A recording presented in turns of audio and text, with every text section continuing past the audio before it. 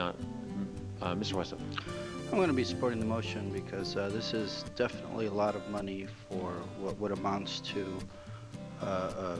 which can possibly be, I don't even know what we're really discussing in terms of a possible infraction, or what rule has been violated, or what injustice to the public is going to take place. $250,000 pretty much mirrors our sidewalk replacement program citywide. That's how much we invest in replacing sidewalks citywide.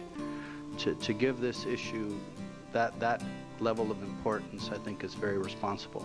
I think this is very, very similar to the Tracy Means case.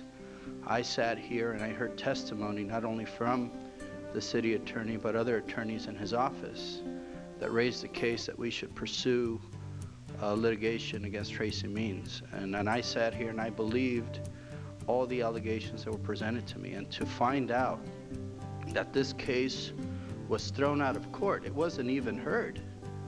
It was thrown out on a motion for summary judgment was granted to the defendant. For that to happen, you don't even have a case. There's no evidence. There's no case. I mean, that's one of the most unlikely things to happen in the judicial world, for a judge to grant a motion for summary judgment. And we basically ruined this person's life. Maybe she wasn't the greatest employee. Maybe she was a bad person. I don't know that. I never met her.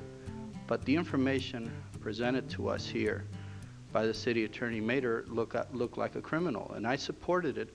I even interjected and gave my own disparaging remarks to a person that I never met on the evidence that was presented to me. For that case, I have to emphasize, for it to be thrown out the way it was, meant there was zero, not a single bit of evidence that the judge felt warranted a case. I mean, that is, I feel very, very bad that I was led down that path. I feel like I'm just as responsible as the city attorney's office for allowing that to move forward. I apologize to the Tracy Means family, because the truth is, you know, I was a party to that reckless affair that could have contributed to ruining her life, and I feel very, very bad about that. And I think this is very similar, and I'm not going to go down that path again with the limited to no evidence that we have before us, and especially apply $250,000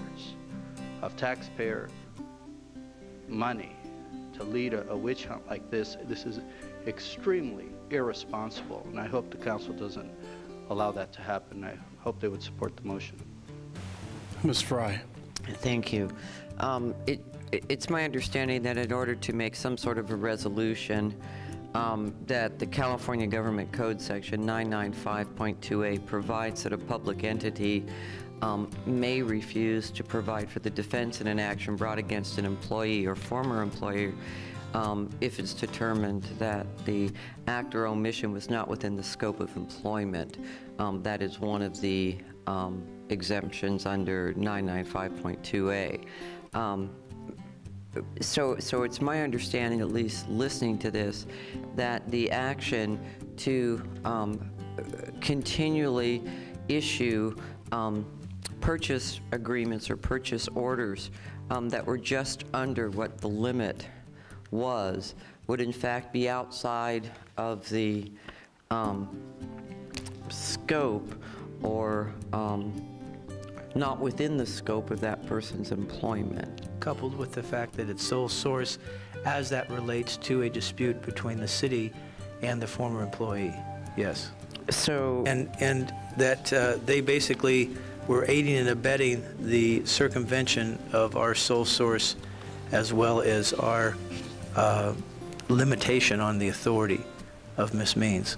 And the internal report, every single person interviewed that worked with Ms. Means who was familiar with the report criticized the quality and the specificity, and they didn't even circulate the reports until there was a internal demand made by individuals that had learned of the existence of the report. And also a Mr. Matt Anderson had testified that that he advised Ms. Means to use the bid process, but she responded to him that she wanted a sole source, and that Mr. Anderson said that splitting of the POs happened because if they were combined, Tracy Means would not have been able to get the city manager's approval. So the whole circumvention of our internal controls, and I know the council is now very familiar with the whole internal control issue, is another aspect of a business practice that we're alleging that this company used in order to do business with the city that was in violation of our California law. It would be a resolution setting forth the reasons for refusing to provide a defense in a civil action filed by the City of San Diego against a former employee, which would be Resolution R-2006-721.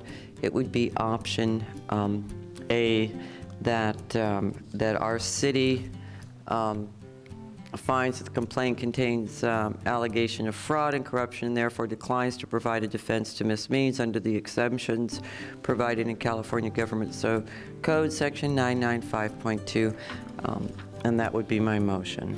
Okay, we have a motion by Second. Mr. Fry and I'm sorry, Ms. Fry, and a second by Mr. Wayso. I'm going to call for the vote. Call for the vote. Call the roll.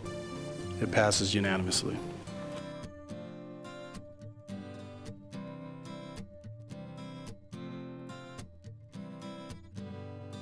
Thank you. Good evening, Honorable Mayor and City Council.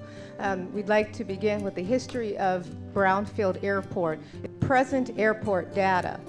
There are currently 886 acres that make up the Brownfield Airport. By way of comparison, Lindbergh is on a little over 500. Your Honor, members of the council, Mr. Gwynn, Mr. Newell, Mr. Fishkin, Ms. Means, Ms. Griffith. Thank you for your attention tonight. Speak directly in that so that everybody can hear it in the back. I want to begin by calling your attention to a couple of photographs that we've taken for purposes of comparison. I'm sorry we don't have these on PowerPoint. Michael Aguirre, followed by Richard Fierro. Michael Aguirre here. Apparently not. Richard Fierro, followed by Bob Alesquez. Thank you, council members. Thank you for being here tonight to hear us out. I'm in support of this project.